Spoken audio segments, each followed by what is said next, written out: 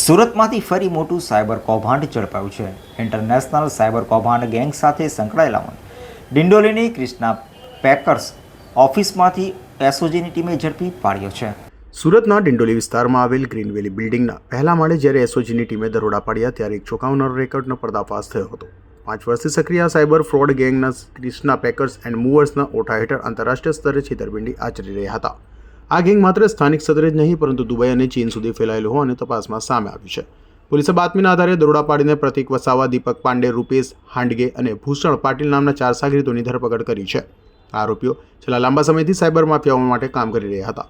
પ્રાથમિક પૂછપરછમાં જાણવા મળ્યું છે કે આ ટોળકી દુબઈમાં બેઠેલા બિગ બ્રો નામના મુખ્ય સૂત્રધારના સીધા સંપર્કમાં હતા અને તેના દેશ મુજબ ભારતમાં ઓપરેશન ચલાવી રહ્યા હતા. આ ગેંગની મોડસ ઓપરેન્ડી અત્યંત વ્યવસ્થિત હતી.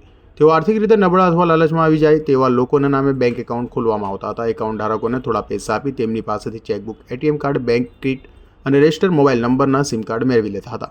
આ ભાડાના એકાઉન્ટ્સનો ઉપયોગ કરીને તેઓ દેશભરના લોકો સાથે ઓનલાઈન ઠગાઈના નાણાં મેળવતા હતા. તપાસ દરમિયાન પોલીસને 14 જેટલા શકમંદોની બેંક એકાઉન્ટ્સ મળી આવ્યા છે. આ એકાઉન્ટ્સની વિગતો જ્યારે NCCRP પોર્ટલ પર ચેક કરાઈ ત્યારે આશ્ચર્યજનક રીતે આ એકાઉન્ટ્સ પર ભારતભરના 71 જેટલા અલગ અલગ સાયબર ફ્રોડના કેસોમાં સંડાયેલા હોવાનું સાબિત થયું છે. આ આંકડો સૂચવે છે કે આ ગેંગનું નેટવર્ક કેટલું વિશાળ અને જોખમી છે. આ ગેંગના તાર ચીન સાથે પણ જોડાયેલા છે.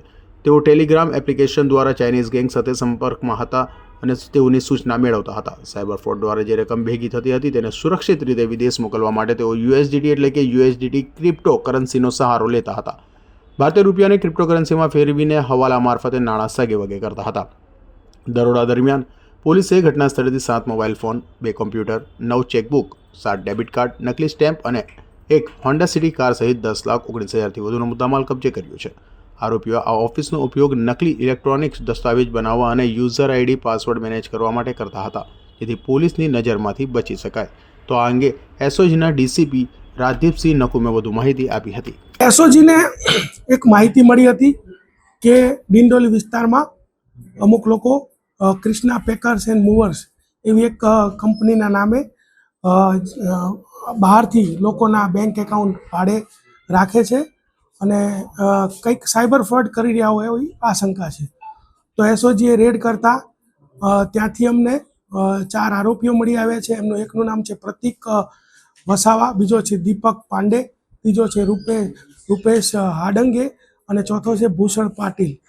આ લોકો જે છે એ ત્યાં મળી આવ્યા છે. એમની પૂછપરછમાં એવો ખ્યાલ આવ્યો છે કે આ લોકો આખું એક એવી રીતે નેટવર્ક ચલાવતા હતા કે દુબઈમાં એક બિગ બ્રો આ લોકોએ નામ સેવ કરી રાખ્યું છે કે એની પાસેથી જે લોકો આ બહારથી જે એકાઉન્ટો મેળવતા હતા, સુરત ગ્રામ્ય અને આજુબાજુના વિસ્તારના જે લોકોના એકાઉન્ટ 20,000 થી 25,000 રૂપિયા આપી અને એને ભાડે રાખતા હતા અને ત્યારબાદ બિગ બ્રોને જે છે એની પાસેથી એક APK ફાઇલ ત્યાંથી એ મોકલતો અને આ તમામ એકાઉન્ટની વિગતો છે એની અંદર ભરવામાં આવતી હતી અને ત્યારબાદ બિગ બ્રો જ આ તમામ એકાઉન્ટ છે ઓપરેટ કરતો હતો ત્યાંથી બેઠા બેઠા.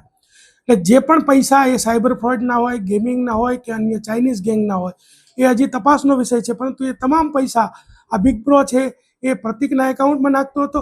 પ્રતિક એને અલગ અલગ રીતે કેશથી ઉપાડતો હતો અને ત્યારબાદ એક સલીમ ઉર્ફે સમીર RTO સૈયદ નામનો વ્યક્તિ છે કે જે ફૈઝાન એપાર્ટમેન્ટ લિંબાયતમાં રહે છે, એની પાસેથી USDT ખરીદતો હતો પોતાના વોલેટમાં અને પાછો આ પ્રતિક એને બિગ બ્રોને એ વોલેટમાં પાછા USDT કન્વર્ટ કરીને મોકલતો હતો.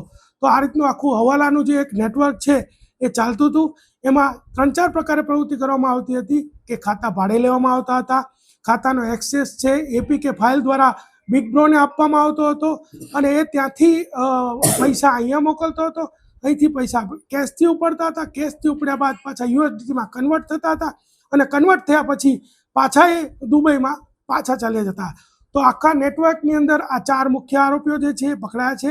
તે ઉપરાંત જે બિગ બ્રો છે ગણેશ ઉર્ફે બિરાડે, રાજુ શ્રીવાસ્તવ, ચંદન ઉપાધ્યાય, શૈલેષ પાંડે, શરદ રવિન્દ્ર પવાર અને પ્રદીપ કુમાર વિશ્વકર્મા અને મનોજ પાટીલ જેવા વ્યક્તિઓ જે છે એ 8 વ્યક્તિઓ આની અંદર આ ખાતા ભાડે રાખવાનું જે કામકાજ કરતા હતા અને એ લોકોને વોન્ટેડ જાહેર કરવામાં આવેલ છે. આ રીતે આખી પ્રવૃત્તિ ચાલતી હતી.